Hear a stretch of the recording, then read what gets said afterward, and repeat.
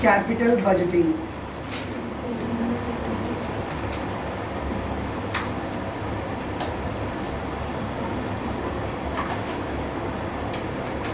This chapter explains us how to invest amount in capital goods. Capital goods मतलब investment means fixed assets.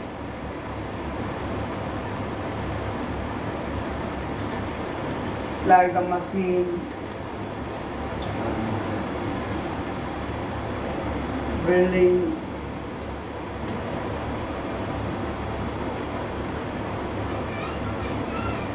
इस तरह के long term project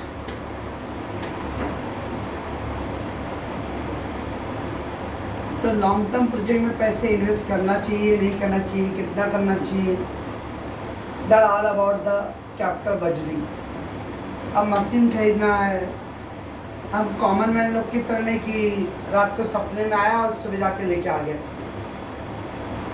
80% 10 में से 8-9 लोग तो ज़्यादातर हम लोग जो इंडिविजुअल कॉमन लोग हैं वो बस मूड पे है. मूड किया, चलो आज कलर टीवी लाना है, चलो ले आएंगे, चलो अब फ्रिज लेना है, तो मूड वाला है. But the company can not be run the business on a mood. Mood किया तो करेंगे.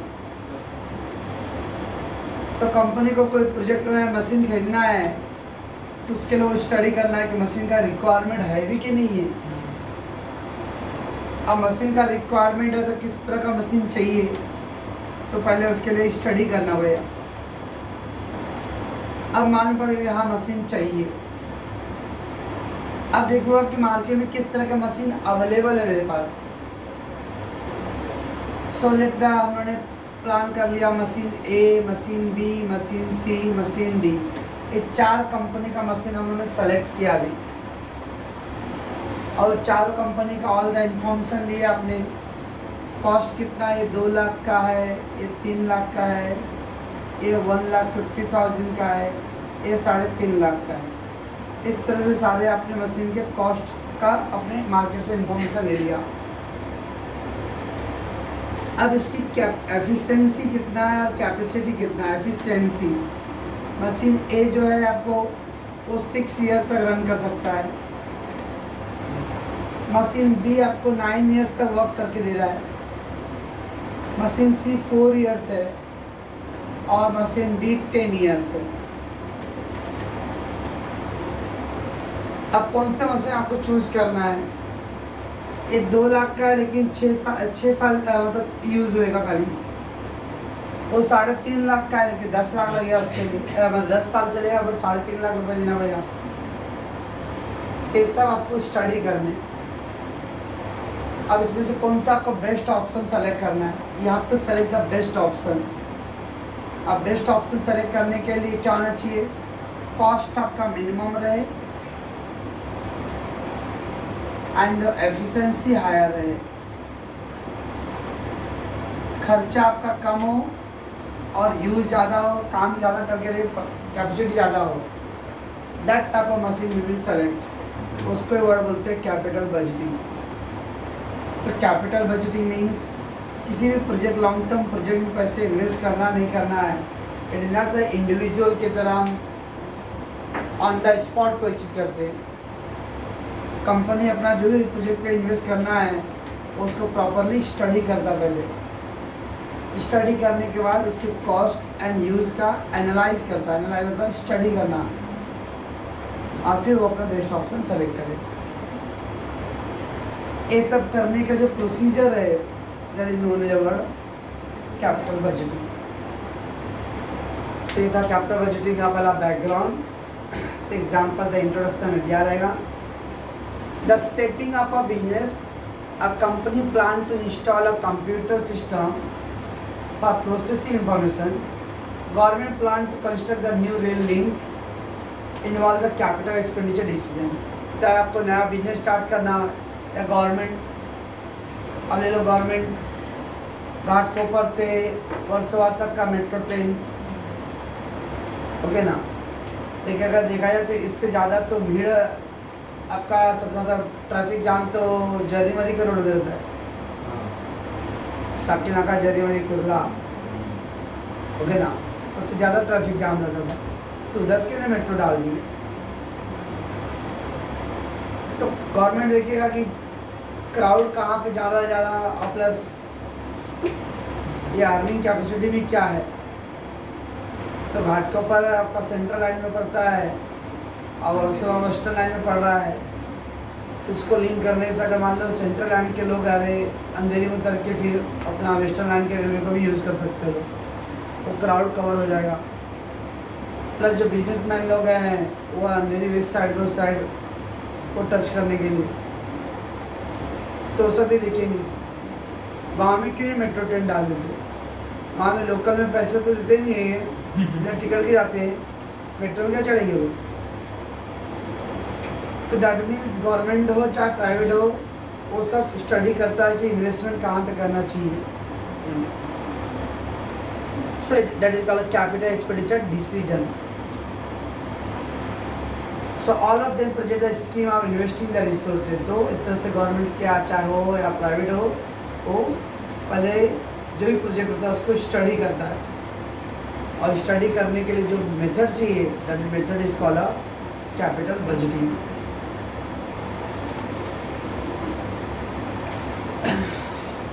That's the meaning of capital budgeting. Capital budgeting pertain the investment decision balance of source and use of the fund for acquiring the fixed asset like the machinery equipment. और ये capital budgeting it is investment decision plan।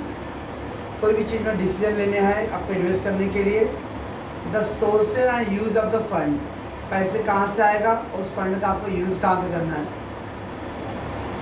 For acquiring the fixed asset, acquiring मतलब purchase, like the machine, equipment, etc. So therefore, capital budgeting knowledge of fixed asset management. Fixed asset management मतलब fixed asset को कैसे manage करना है, कैसे खरीदना है, कितना प्रोजेक्ट डालना है, या प्रोजेक्ट इवैल्यूएशन बोलते हैं। प्रोजेक्ट इवैल्यूएशन मतलब उस प्रोजेक्ट में पैसे डालने से मुझे फ़ायदा होगा कि नहीं होगा, और प्रोजेक्ट अप्रेजल। तो दैट इज कैपिटल बजटिंग को ही क्या बोलते हैं हम लोग, फिक्स्ड असेट्स मैनेजमेंट और project evaluation.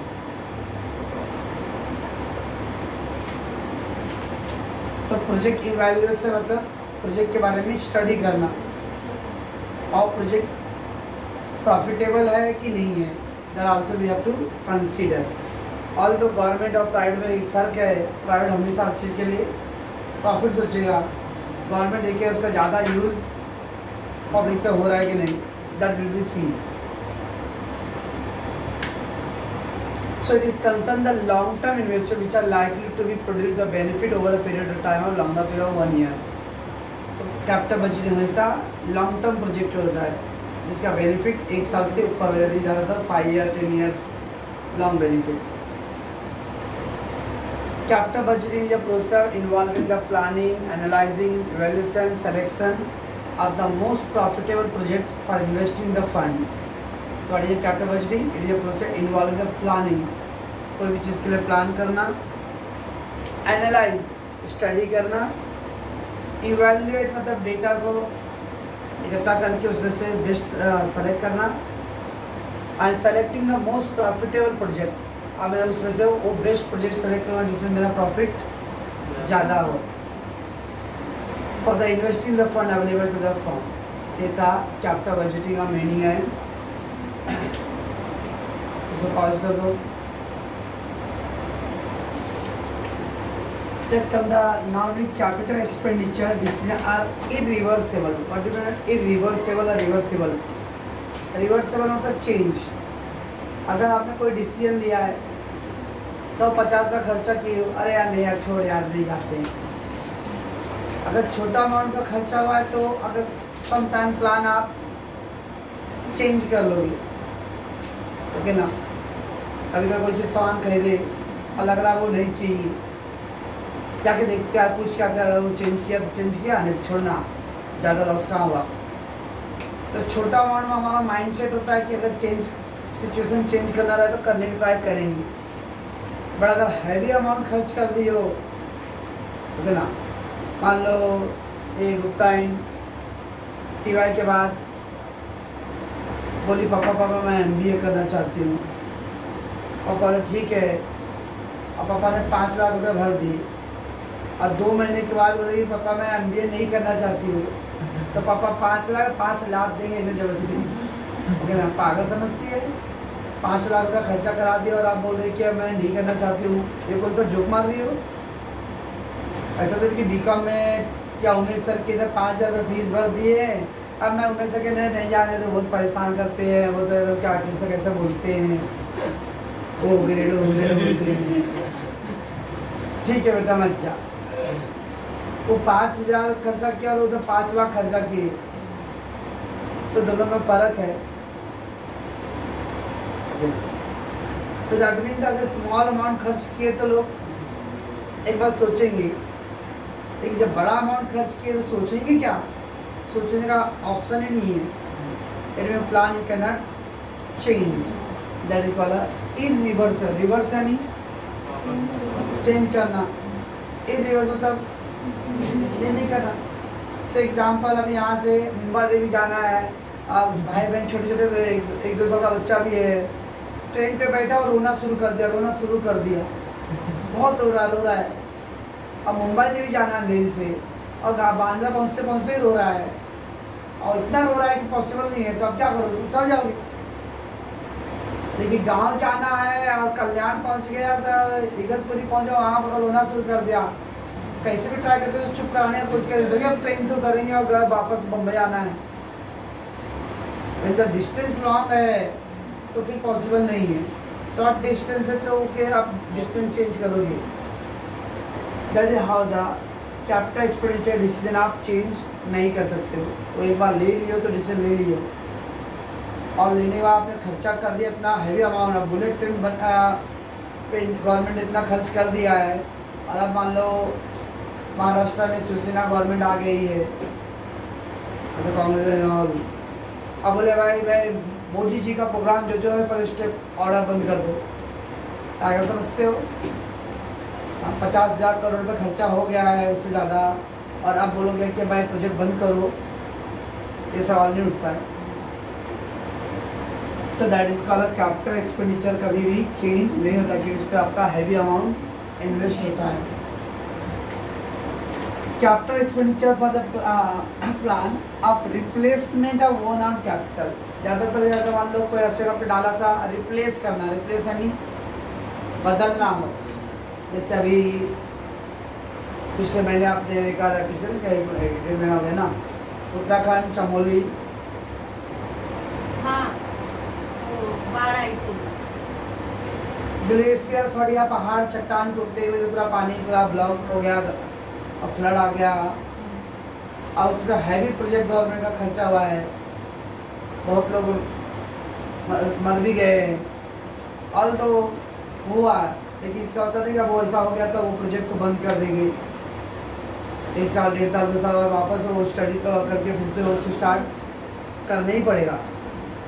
That is called replacement of own on capital. जो कैपिटल ख़त्म हो गया, ख़राब हो गया या बंद पड़ गया है, उसको वापस आपको रीस्टार्ट करने हैं।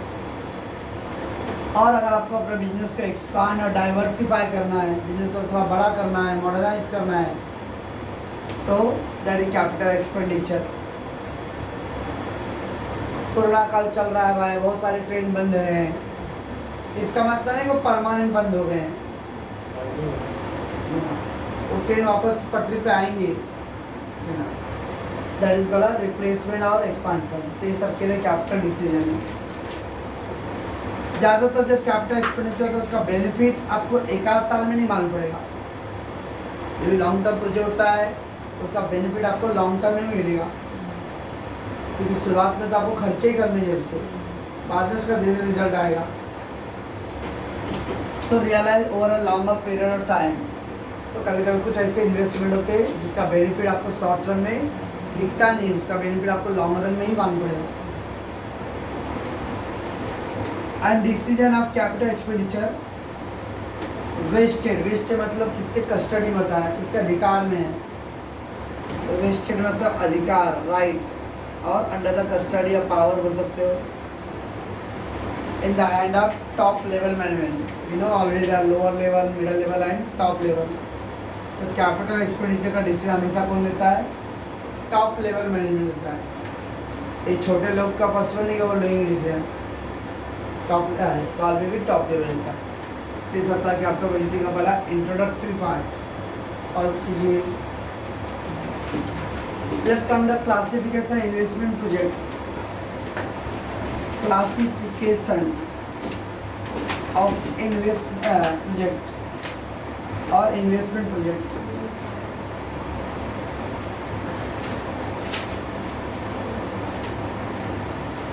Where to invest, how to classify. पहला क्या? रिप्लेसमेंट। अब रिप्लेसमेंट मतलब आपका असेट्स ओल्ड हो गया है, पुराना हो गया है या आउटडेटेड हो गया है, तो आपको न्यू चाहिए। तो आउटडेटेड मतलब ओल्ड, जितना ओल्ड मशीन रहेगा तो क्या आएगा, काम करने की कैपेसिटी कम होगा और उल्टा इलेक्ट्रिसिटी ज़्यादा यूज़ होएगा उसमें, तो इलेक्ट्रिसिटी कंज्यूम ज़्यादा। मोबाइल का बैटरी बहुत पुराना हो गया है, चार्जिंग पे 4 घंटा लगाता है, चार्जिंग नहीं होता फुल, अब बिजली का खर्च हो रहा है। So the investment to replacement equipment to worn out assets. Worn out मतलब जो खराब हो गया है या बंद पड़ गया है, एसेट को रिप्लेस करने के लिए भी नीड अ इन्वेस्टमेंट प्रोजेक्ट। तो एक टाइप का होता है रिप्लेसमेंट। सेकेंड है cost reduction. Cost reduction means technology outdated हो गया है। अब आउटडेटेड टेक्नोलॉजी होगा तो उसके लिए खर्चा उल्टा और बढ़ रहा है, और कंपटीशन आज इतना ज़्यादा है कि खर्चा आपको कम करने हैं। अगर मान लो कोई चीज़ 10 रुपये का बन रहा है, वहाँ पे आपको 15 रुपये का पड़ रहा है। ऐसा नहीं कि चलो मैं खर्चा ज़्यादा है तो मेरे पास कस्टमर हमारे ऐसे हैं, चलेगा ठीक है भाई, जब 10 था तो मैं 12 का बेचता था भाई, अब मेरे को बनाने का ही खर्चा 15 हो रहा है तो मैं 12 में कैसे बेच सकता हूँ, मैं 18 का बेचूंगा। कस्टमर ठीक है, डोंट वरी, हम लोग देने को रेडी है। कस्टमर तो सीधा खाली यही सोचेगा कि जो चीज़ 12 का था वो 18 हो गया भाई, 6 रुपये बढ़ा दिया है, ठीक है ना। वो डायरेक्ट यही सोचेगा कि 6 रुपये प्रॉफिट हो गया सीधे। तो ये नहीं देखा कि वो सामान पहले कितने का आता था अब कितने में आ रहा मेरा, उसको क्या मतलब उससे। और सेकेंडली कंपटीशन इतना ज़्यादा है कि दूसरे दुकानदार अगर 16 का बेच रहे हैं और आप 18 का बेच रहे हो तो आप सेकेंड लोग मतलब अदर जाएंगे, तो ऑब्वियसली आपको अपना कॉस्ट कम ही करना पड़ेगा। तो आपने पाया कि आपका जो मशीन है और टेक्नोलॉजी जो है वो बहुत पुराना हो गया है। You wanted to change the new technology, that is cost reduction. So investment to replace the working out but the absolute equipment का काम चल रहा है बट एकदम महंगा खटारा हो गया है। जैसे यहाँ शहरों में जो बस उस खटारा हो जाता है वो गांव में चलता है, ओके ना। यहाँ का खटारा बस भी वहाँ पे चला देते हैं, टेम्पो उनको को बिल्डिंग करके इधर उधर करके ठूस के लेके जाते गाँव में, ओके ना। 20 रुपया ticket. So with the new or a more efficient equipment, expenditure of the training program aimed to reduce the labor cost. अब चाहते हैं नया मशीन आए और फिर नया मशीन आने के बाद वो मशीन को चलाने के लिए दो एम्प्लॉय को ट्रेन करना पड़ेगा, लेबर को। एक बार खर्चा बैठ गया, एक ही बार खर्चा आएगा, एक के बाद में आ रहे जहाँ 10 वर्कर का काम है वहाँ पे वो 2-3 वर्कर से हो जाएगा। तो that is a cost reduction. तीसरा आउटपुट एक्सपांसन। आउटपुट एक्सपांसन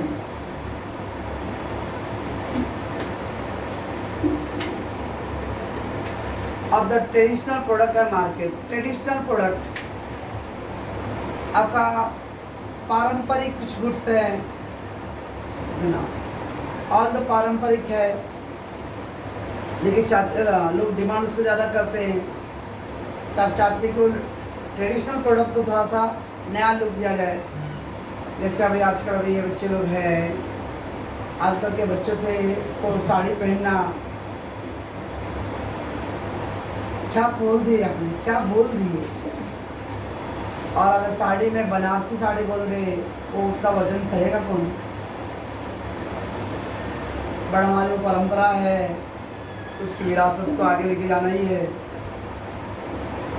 तो उसके हिसाब से मार्केट में चेंजेस। तो कभी मम्मी की एक पेटी खोलो और पुराना बनारसी साड़ी का वजन, और आजकल नए मार्केट में जो बनारसी साड़ी का वजन हाफ हो गया है, तो कस्टमर के डिमांड के हिसाब से है ना। तो वो परंपरा को भी लेके चलना है कि वो ट्रेडिशन हमारा है, बट लोगों के आज के मार्केट डिमांड और लोगों के रिक्वायरमेंट के हिसाब से उसमें कुछ मॉडिफाई चेंजेस करना पड़ेगा। दैट इज वर्ड है आउटपुट एक्सपांसन। तो अगर कुछ ट्रेडिशनल प्रोडक्ट है लेकिन उसको कुछ एक्सपांड करके आ रहे, या उसमें कुछ मॉडर्नाइज करके चेंजेस करके आ रही, उसको जीवित रखा जाए, है ना। तो उसके लिए आपको नया टेक्नोलॉजी चाहिए। तो नया टेक्नोलॉजी दैट इज वाला capital investment. So investment to expand the product facility in the response to the increase the demand of the firm traditional product। तो ऐसे पारंपरिक प्रोडक्ट जिसका डिमांड स्लोली कम हो रहा है, लेकिन आप नहीं चाहते कि प्रोडक्ट डिमांड एकदम दुनिया से नक्शे से ख़त्म ही हो जाए, तो उसको मॉडर्नाइज करके आगे उसमें कुछ चेंजेस करके आप चाहते हो प्रोडक्ट कंटिन्यू रहे। That output expansion. Output expansion of the traditional product।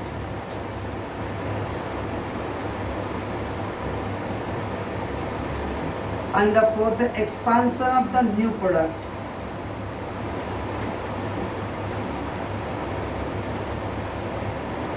अब expansion of the new product, वक्त के हिसाब से लगातार कस्टमर का डिमांड बदल रहा है,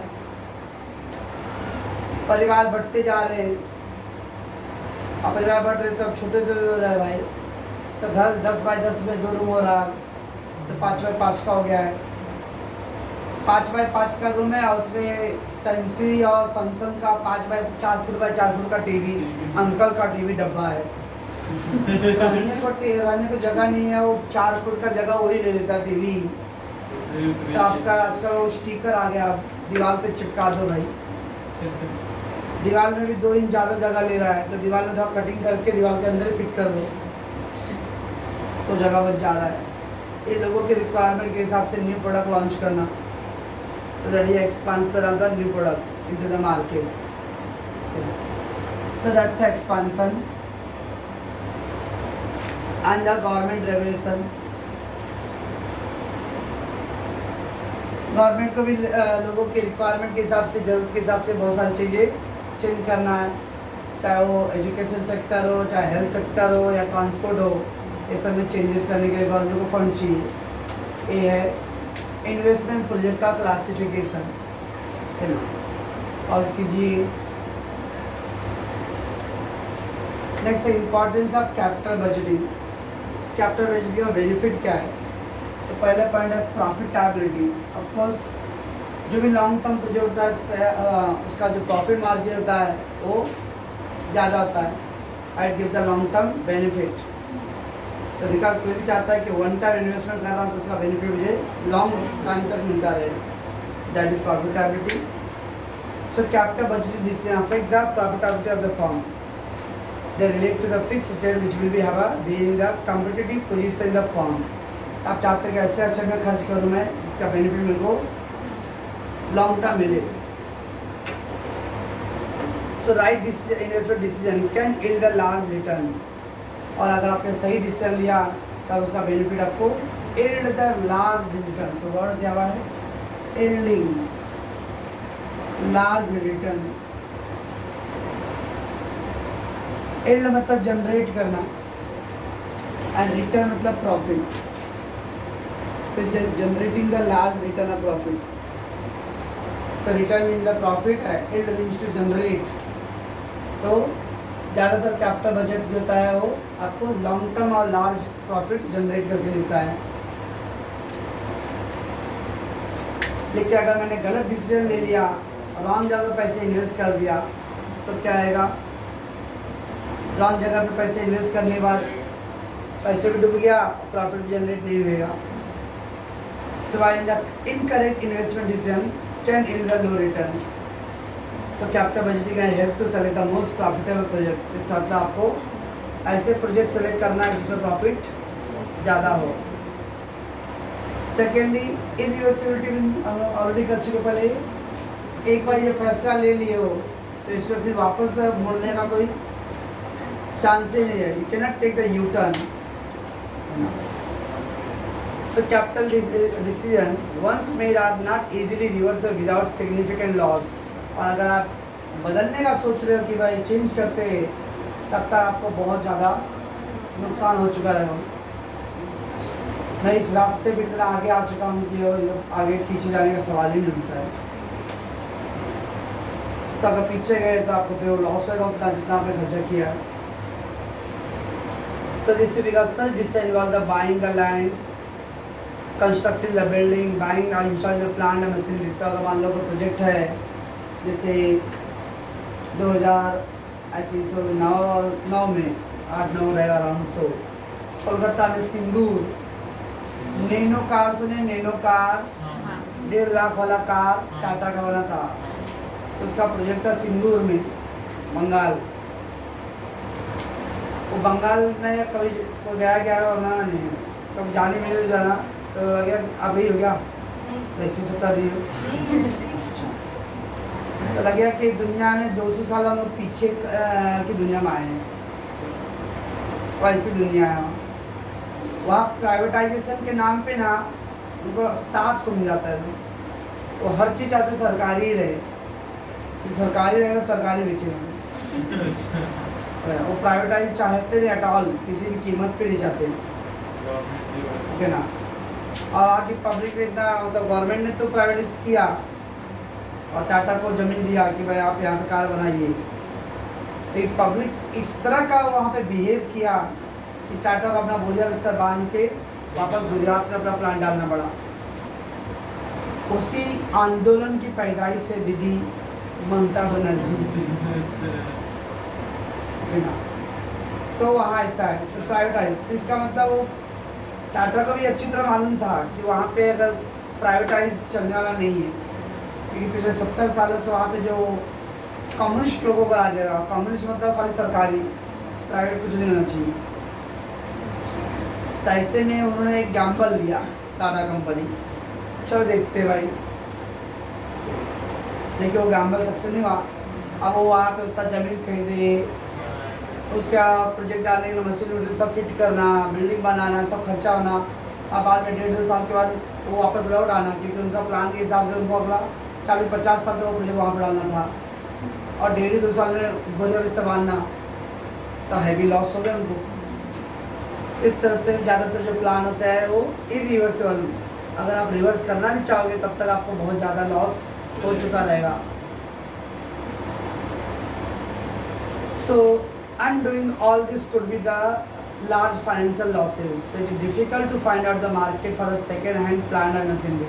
अब क्या आपने जो नया प्लांट खरीदा है और वो प्लांट किसी और को बेचोगे भी आप उस चीज़ के लिए, और भाई बिजनेस में बंद कर रहा हूँ, मैं अपना प्लांट बेच रहा हूँ। वंस भले और मैंने भाई बेंच नया लिया एकदम सील पैक है, लेकिन फिर भी अब मैं किसी और को बेचूँगा तो वो सेकेंड हैंड के रेट पे ही लेगा, फर्स्ट हैंड पे नहीं लेगा आपका, दैट इज लॉस। तो इस तरह से ज़्यादातर ये जो प्लान होता है, या तो आपको लॉस कर देगा या तो फिर आप रिवर्स नहीं आ सकते हो, आपको आगे बढ़ना ही पड़ेगा। ये है irreversibility. Future cost structure, obviously आप जो भी खर्चा कर रहे हो तो आपका आगे का 10 साल 20 साल 40 साल का प्लान के हिसाब से आप खर्च कर रहे हो, ताकि उसका बेनिफिट उस टाइम तक मिले। Since the capital expenditure decision have their effect spread over the long period time, so they will affect the firm's future cost structure. तो हमेशा आपका जो डिसीजन होता है वो भविष्य फ्यूचर को देख के है। तो फ्यूचर में आपका कॉस्ट खर्चा कम हो, इसलिए आप खर्चा भी ज़्यादा कर रहे हो। एंड लास्ट एक है limited resources. Of course you know that कि आपका रिसोर्सेज क्या बहुत कम है, फंड कम हमारे पास और लोगों की डिमांड्स ज़्यादा है। तो since the capital resource are limited and the investment opportunity are very plenty. तो रिसोर्सेज कम है और तो इन्वेस्टमेंट आप यहाँ नहीं वहाँ नहीं कहीं और भी कर सकते हो, लेकिन आपके पास फंड तो नहीं चाहिए, फंड कम है हमारे पास। So you wanted to be all the study करके जहाँ पे मुझे मैक्सिमम प्रॉफिट हो सकता है वहाँ पे मैं अपने रिसोर्सेज का क्या करूँ, यूज़ करूँगा। So they need to be thoughtful and wise and correct investment decision. क्योंकि आपके पास ऐसा नहीं कि फंड बहुत ज़्यादा है, चल भाई इधर लॉस हो तो क्या हुआ, कुबेर का खजाना यहाँ नहीं हुआ तो कहीं और डाल देते, वहाँ नहीं तो वहाँ डाल देते। आपके यहाँ खजाना कम है ना, यू वांटेड टू उसका सही इस्तेमाल हो। So good investment decision can bring the large return of profit. अगर आपने अच्छा इन्वेस्टमेंट किया है तो हैवी प्रॉफिट भी होएगा, लेकिन अगर थोड़ा भी गलत डिसीजन लिया आपने तो हैवी लॉस भी सारे के लिए रेडी रहना पड़ेगा। और ना बोले भाई बिजनेस में लॉस प्रॉफिट तो होता रहता है, लॉस प्रॉफिट होता है तो रूटीन करंट प्रॉफिट लॉस, लेकिन वो कैपिटल हैवी लॉस नहीं हो सकता है। एंड द लास्ट वन है लॉन्ग जेस्टेशन पीरियड। नॉर्मली जो इस तरह के लॉन्ग टर्म प्रोजेक्ट होते हैं उसका रिजल्ट जैसा अभी बुलेट ट्रेन है, मेट्रो ट्रेन बन रहा है इधर पे भी एक, सिर्फ से लेके डायरेक्ट नरीमन पॉइंट तक है, CST अंडरग्राउंड मेट्रो इस गाँव वाला में। अब वो प्रोजेक्ट बन तो रहा है, वो अभी इतना जल्दी नहीं होने वाला, वो 2025-26 के बाद ही होएगा। तो 7 साल तक यानी खर्चा करना है। अब 7 साल का खर्चा ऐसा नहीं कि आपको 2026 में चालू हो जाएगा और 2027-21 साल में पूरा प्रॉफिट, 7 साल का पूरा खर्चा निकल जाएगा। उसका बेनिफिट आपको लॉन्ग टर्म में मिलेगा। तो शुरुआत में आपको काफ़ी खर्चे करने हैं, that is called long gestation period. Long gestation period मतलब कि आपको जब वो जो रिटर्न देना शुरू करेगा उसके लिए आपको पेशेंस रखना पड़ेगा, तुरंत रिटर्न देने वाला नहीं है। जर्सी गाय 20 लीटर दूध देता है, अच्छा लगता है, लेकिन 20 लीटर दूध देने के लिए मेहनत भी करना पड़ता है, उसको सेवा भी करना पड़ता है, घास उसके लाना वाना सब। ऐसे ही गाय दूध दे देता है। तो नॉर्मल गाय कम दूध देगा तो उसको मेहनत भी कम है, जर्सी वो गाय ज़्यादा दूध देता है तो उसके लिए मेहनत भी आपको ज़्यादा लगाना पड़ेगा। तो ऐसे long gestation period. The gestation period between the starting the project and the time a plant goes into the operation long। Project को स्टार्ट करना और फिर प्रोजेक्ट आपको रिटर्न देना शुरू करेगा, इसके बीच में आपको काफ़ी पेशेंस रखने हैं। लॉन्ग टर्म प्रोजेक्ट हमेशा लॉन्ग मतलब टाइम ज़्यादा लगता है रिटर्न देने के लिए। सो टाइम मान लो जैसा भी मेला इधर पुराना मैदान में, अब मेला 4 दिन 5 दिन का रहे मान लो, लेकिन वो पूरा मशीन को सेट करने में फिट करने के लिए वो हफ्ता 15-20 दिन पहले से ही वो चालू करते। कभी कभी अरे बाप रे 20 दिन बनाने और खड़ा करने लगा, 4 दिन का 2 दिन का मेला था, वो 2 दिन में वो कमा लेंगे जरूर, लेकिन पहले 20 दिन 25 दिन आपको पहले सेट करने में लगा। That is all over the long term gestation. So long-term investment provide the framework of future development of business. Thus, the large investment project should be made after careful study। इसलिए आपको मालूम है कि इसको return देने में time लगेगा, इसको प्रोजेक्ट मुझे स्टार्ट करना है, ऐसा ना कि रिटर्न देने से पहले प्रोजेक्ट बंद करने का नौबत आ जाए। ये आपको स्टडी करते समय ध्यान देना चाहिए। ये था importance of capital budgeting. Pouch कीजिए विड्रॉ करेगा। सर एक फार्मूला यूज होने वाला एक्सप्रेस सामने 5 बार का आएगा, ऑनलाइन ही है तो 5 बार करके आएगा। पे बैक पीरियड। अब पे बैक पीरियड मान लो अगर मैंने 10 लाख रुपए कोई मशीन में डाला हूँ तो मैं तो चाहूँगा कि वो 10 लाख रुपये कितने जल्दी मुझे मिल जाए। 2021 में डाला और 2031 में मिल रहा है, यानी 10 लाख रुपये रिटर्न आने में मुझे 10 साल लग गया। तो कितने टाइम में पैसे मुझे रिटर्न आ रहा है कि जब तक वो पैसे मुझे रिटर्न आए मेरा सांस यहाँ पे अटका रहेगा, है ना। प्रॉफिट तो छोड़ दो, पहले मैं यहाँ पे जो मुद्दल अमाउंट है कॉस्ट है, अभी बढ़िया लोग है लोग तो सोचिए जो कॉस्ट डाला हुआ है वो तो निकलना चाहिए पहले। है ना, प्रॉफिट होने के बाद तो ऊपर वाले की मेहरबानी, तो पहले कॉस्ट निकल जाती है कम से कम। That is pay back period और पे आउट पीरियड या पे आउट पीरियड, वो तीनों वर्ड का मतलब सेम है। Pay back period, pay out period और pay out period. It indicates the time period required to recover the original investment cost. कितना टाइम चाहिए आपको वो ओरिजिनल जो कॉस्ट आपने इन्वेस्ट किया वो रिकवर करने के लिए। 10 लाख रुपए डाला तो कम से कम जो 10 लाख रुपए कितने साल में रिटर्न आ जाने चाहिए प्लीज। तो 5 साल आपने 10 लाख डाला रुपए, हर साल 2-2 लाख रुपए आ रहा है, यानी 5 साल में मेरा पैसे आ जाएगा। तो 5 साल में तो मेरा कॉस्ट आया, उसके बाद जितना टाइम मशीन चलता रहेगा वो मेरा उसमें प्रॉफिट कवर होएगा।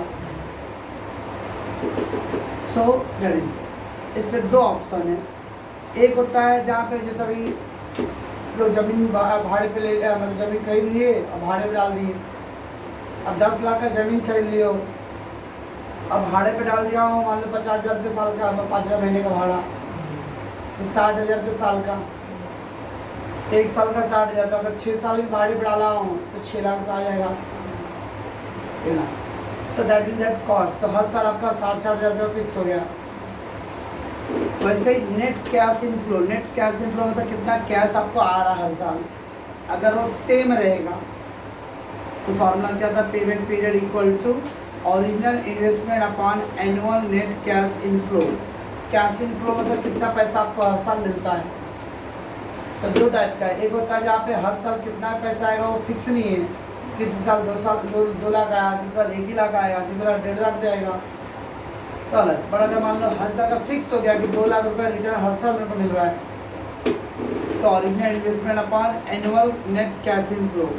ओरिजिनल इन्वेस्टमेंट था 10 लाख और हर एवरी ईयर मुझे 2 लाख रुपए मिल रहा है। अगर 10 लाख इन्वेस्ट किया हूँ और हर साल अगर मुझे 2 लाख मिल रहा है, इसका मतलब इस हिसाब से मुझे कितना चाहिए टाइम, 5 साल चाहिए। So P equal to C upon R। C मतलब ओरिजिनल इन्वेस्टमेंट या कॉस्ट और R बताता है net annual cash flow. Net annual cash flow यानी साल का कैश कितना आपको मिल रहा है, डिवाइड करके मिल जाएगा। बट एक होता है net cash inflow vary, vary मतलब चेंज।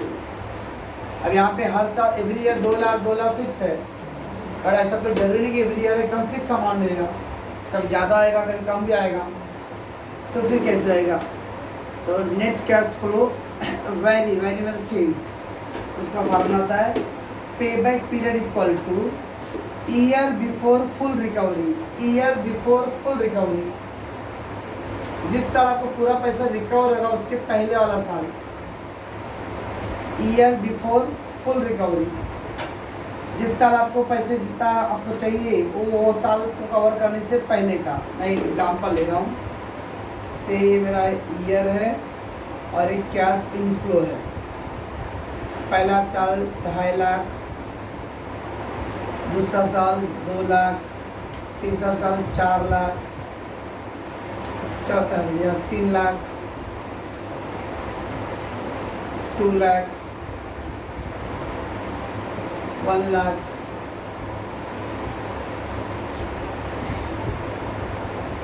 3.5 ऐसा है, ओके। और आपने 10 लाख रुपए डाला था, तो क्या करते पहले हमने इसका क्यूमुलेटिव करते, क्यूमुलेटिव। बचपन मैथ्स में CF निकालते थे, क्यूमुलेटिव फ्रीक्वेंसी। तो इस हिसाब से अगर पहला 2.5 लाख आया तो पहला साल 2.5 लाख, दूसरा साल 2 लाख, तो 2.5 लाख प्लस 2 लाख 4.5 लाख, यानी 2 साल में 4.5 लाख कवर हो गया। तीसरे साल 3 लाख है तो उसके हिसाब से 7.5 लाख हो जाएगा, और चौथे साल में 10-11 लाख हो जाएगा ना। और हम लोगों ने कितना पैसे डाला है, 10 लाख, तो इसका तो चौथे साल में तो पूरा कवर हो जाएगा, उससे ज़्यादा हो जाएगा। तो इधर वर्ड दिया year before full recovery. Year before full recovery पूरा रिकवर होने से पहले वाला ईयर, 11, चौथा साल में तो पूरा 11 लाख हो जाएगा, ज़्यादा हो जाएगा उल्टा। तो उसके पीछे वाला कौन सा साल है, 3 साल, 3rd year.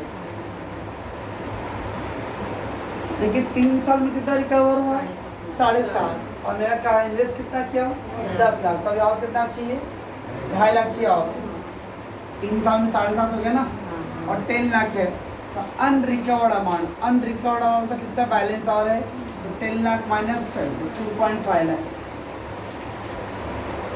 Upon current cash inflow. Current year में कैश इनफ्लो कितना है, 3.5 लाख, ये करंट ईयर है। अब 2.5 अपॉन 3.5 करना पड़ेगा। कैलकुलेटर लाए हो नहीं लाए हो, मैं लाया ना कागज, की टेंशन नहीं है। 25 भागे 35 0.714, तो 0.71 आ गया। इसका मतलब 3 + 3.71 ईयर लगेगा जब उसका पूरा एग्जैक्टली पैसे कवर हो जाएगा। क्योंकि मैं 4 साल डायरेक्ट नहीं बोल सकता, क्योंकि 4 साल में तो 11 लाख हुआ था, 10 लाख से ऊपर हो गया, 1 लाख से ज़्यादा हो गया।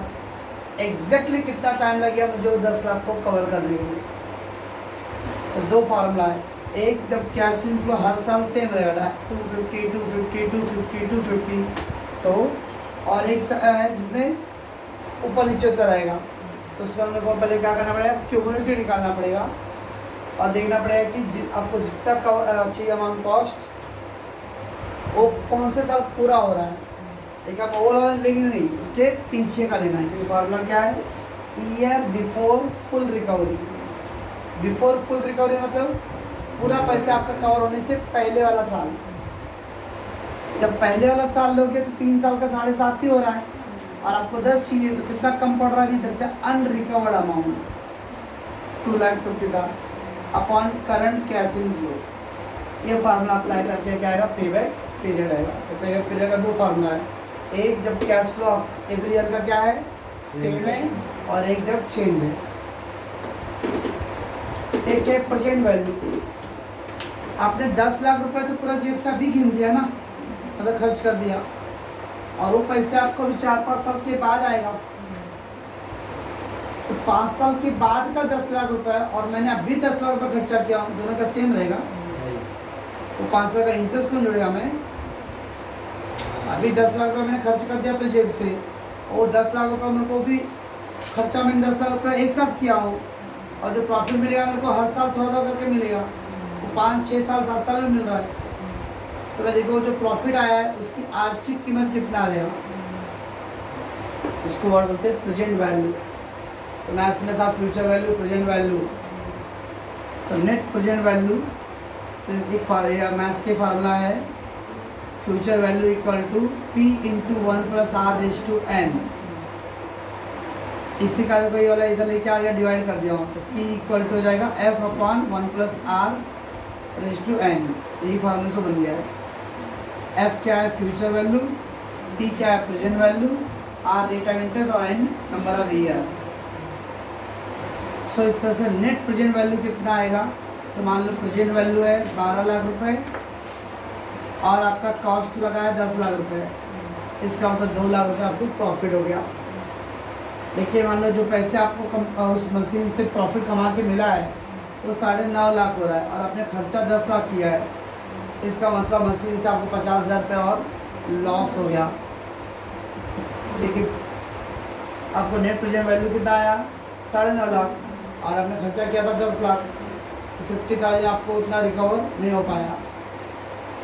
ये 2 फार्मूला है, 1 2 3 फार्मूला एक्चुअली जिस पे सम रहेगा, और जी तो